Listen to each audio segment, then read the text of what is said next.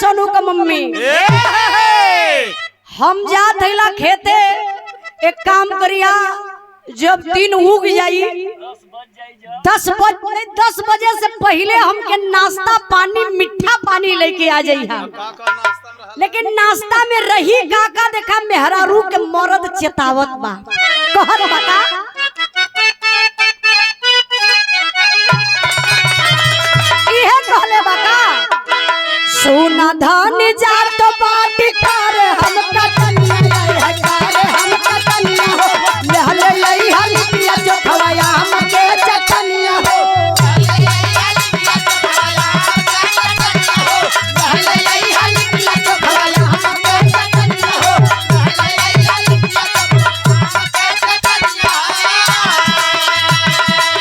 अच्छा चचा का जमाना रहल आमे का चटनी पिसाए सील और लोढ़ा पे लोढ़ा सील पर जब वो चटनी पिसाए अब मोटी मोटी लिट्टी पर जब चटनी रख के थरिया में ना अरे वही में भरल मरचा भी रहे तो ना पड़ा चचा भरल मरचो डालल जाला माँ अच्छा मान ला कई तरीका से मिला के जब वो चटनी बन जाए ओके लोग लिट्टी से खाए तो ओकर स्वाद एक अलग रहे लेकिन आज खेते का जाता पार्ले जी बिस्किट पेप्सी नमकीन मंचूरियन और दारू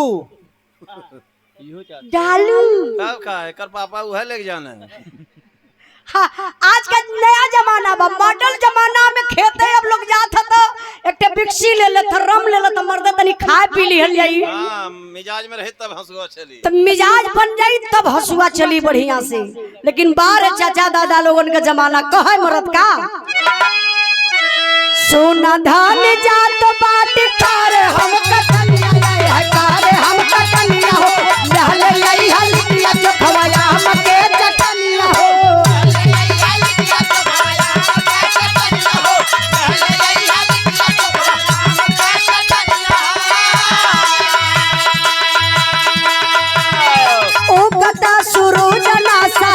बाटे घमवा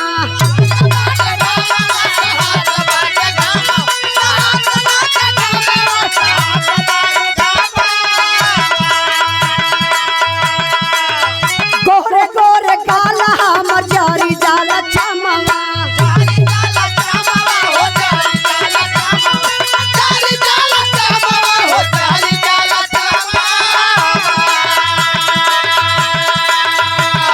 भूखे पेटे होई नागी हम से कटनिया है हम से कटनिया हो लहले लई हलिया चोखवाया हम के चटनिया हो लहले लई हलिया चोखवाया हम के चटनिया हो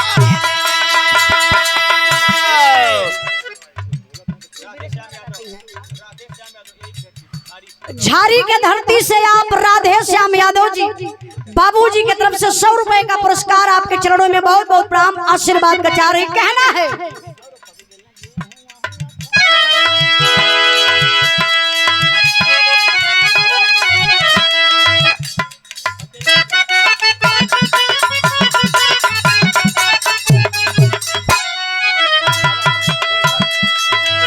अरे गोई ठाकया गया हमसे ना फूका पिया गया सवाल गाना पिया गया सवाल गाना चाट बराबर पट बुताई पिया गया सवाल गाना चाट बराबर पट बुताई पिया गया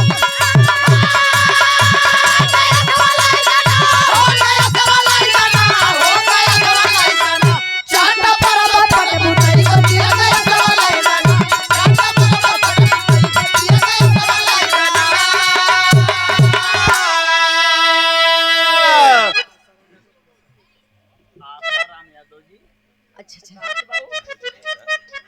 आसाराम यादव जी आप बाबूजी की तरफ से 100 रुपए का पुरस्कार आपके चरणों में बहुत बहुत प्रणाम आशीर्वाद का चाह रही और पुनः दूसरा पुरस्कार है झारी के धरती से डॉक्टर कमलेश कुमार यादव जी आप डॉक्टर साहब जी की तरफ से 100 रुपए का पुरस्कार आपके चरणों में बहुत बहुत प्रणाम आशीर्वाद का चाह रही आज तक प्रमुख जी गैस का मारा मारी लगल बा सब लोग परेशान बा गैस बिना अब लोगन के याद आवत बा अपन गोईठा अपन ईंधन अपन लकड़ी अपन भैंस गोरू सबके लौकाए लगल। मेहरारू जिद करत बा अपना मर्द से, कहलस का अरे गोईठा कया कया हमसे ना फुकाल पिया गया सवाल पिया गया सवाल चाहता बराबर पट बुताई बतिया गया सवाल गाना चाहता बराबर पट बुताई बतिया गया सवाल गाना चाहता बराबर पट बुताई बतिया गया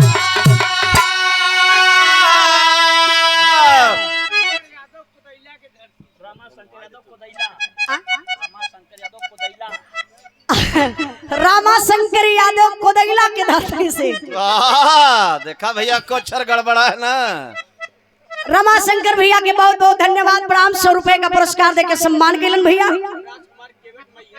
आप राजकुमार केवट मैहर से भैया बहुत बहुत दिल से धन्यवाद। 100 रुपए का पुरस्कार देके भैया सम्मान केलन। अच्छा अच्छा, आप श्रीदेवी प्रसाद इंटर कॉलेज नहीं डिग्री कॉलेज शैक्षिक एवं संस्थान पिलकिनी जंगई प्रयागराज श्रीमती दशवंती देवी महाविद्यालय चंपापुर जंगई प्रयागराज प्रबंधक हमारे बड़े भैया डॉक्टर प्रदीप कुमार यादव बबलू भैया।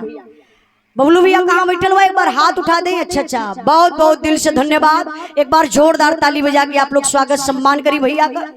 तनी तलिया आपो लोग बजाला, हम कही लग प्रमुख जी जे ताली ना बजाई अगले जन्म में घूम घूम के बजाई। कहाँ लोग बजाई? रेलवे स्टेशन पे। कैसे लोग बजाई? आय हाय आय हाय आय हाय, अरे काये प्रमुख जी आ गल बानी। आय हाय आ गल हम मड़ुआ डी का भड़ुआ सारा।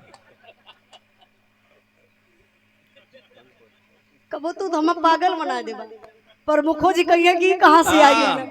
हम तो गवैया बनवले रही है। तब का उजाला पार्टी में छक्का भी आ गया हो।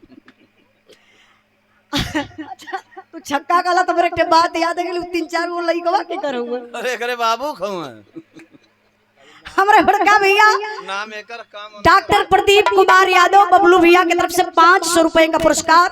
प्रबंधक महोदय के चरणों में बहुत बहुत प्रणाम, आशीर्वाद गजा रही। सब भाई लोगों के नमस्ते प्रणाम। आई गीत बदल गई मास्टर साहब।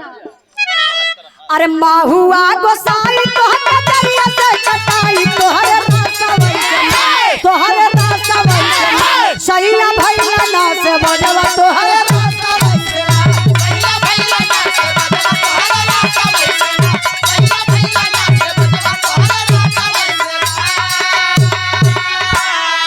तोहरे रस से बनेला दारू जकरा में तू पड़ जाला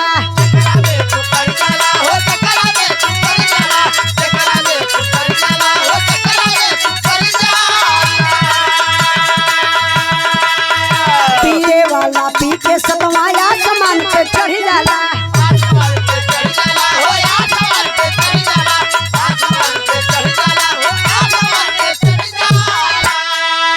अरे हमारा घर में होला रोज झगड़ा लड़ाई तोहरे रास्ता वैसे तोहरे रास्ता वैसे सैया भैया ना से बजवा तोहरे रास्ता वैसे सैया भैया ना से बजवा तोहरे रास्ता वैसे सैया भैया